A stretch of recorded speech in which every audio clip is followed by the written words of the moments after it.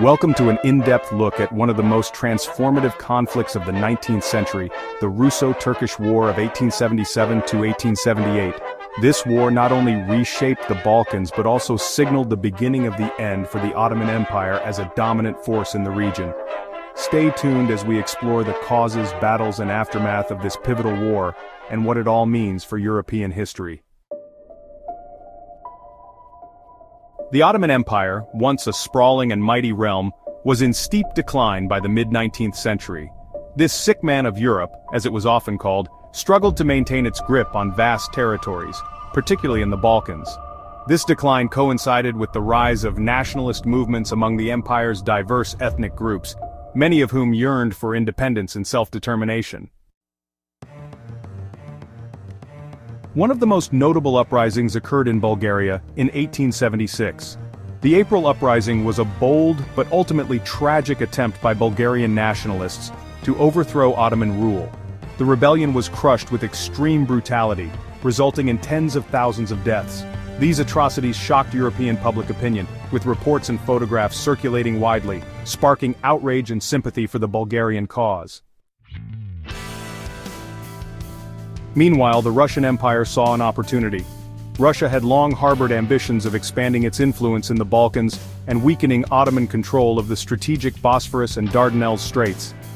These waterways were critical for Russian access to the Mediterranean, and control over them was seen as a vital strategic objective. Russia's support for Bulgarian nationalism wasn't merely altruistic, it was a calculated move to destabilize the Ottomans. By 1877, tensions had reached a boiling point. On April 24, 1877, the Russian Empire declared war on the Ottoman Empire, beginning a conflict that would last nearly a year and claim tens of thousands of lives.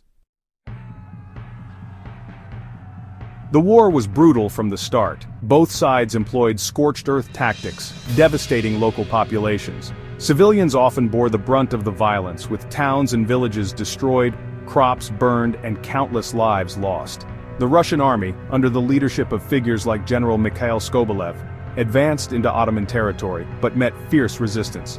One of the most infamous episodes of the war was the Siege of Plevna, which began in July 1877 and lasted until December.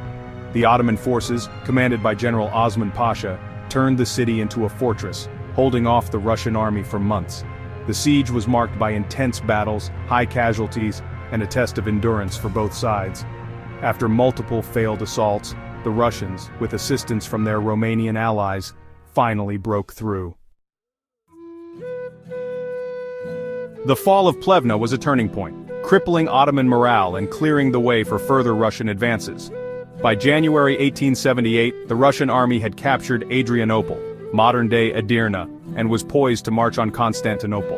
The Ottoman Empire, facing total collapse, was forced to sue for peace. The conflict officially ended with the signing of the Treaty of San Stefano on March 3, 1878. The treaty imposed harsh terms on the Ottomans. Bulgaria was granted autonomy, and the empire ceded significant territory to Russia and its allies. While the treaty was later revised under pressure from other European powers at the Congress of Berlin, it nonetheless marked a significant shift in the balance of power in the Balkans. But the consequences of the war extended far beyond borders. The defeat dealt a severe blow to Ottoman prestige and accelerated the decline of its influence in Europe. At the same time, it emboldened nationalist movements in the Balkans, setting the stage for future conflicts that would ultimately culminate in the Balkan Wars and even the First World War. So why does this war matter today? The Russo-Turkish War of 1877 to 1878 wasn't just about two empires clashing. It was about the aspirations of oppressed peoples, the geopolitics of the great powers, and the enduring struggle for control over strategic regions. It's a story of resilience, ambition, and the human cost of war. Now, I want to hear from you. What do you think were the most significant consequences of this war? How do you see its legacy influencing the modern Balkans and Europe as a whole? Share your thoughts in the comments below. If you're passionate about history and want to explore more conflicts that shaped our world, make sure to check out my other videos. Hit that subscribe button and turn on notifications so you never miss a new upload. Join me in uncovering the stories that define our past. Subscribe now, and let's explore history together.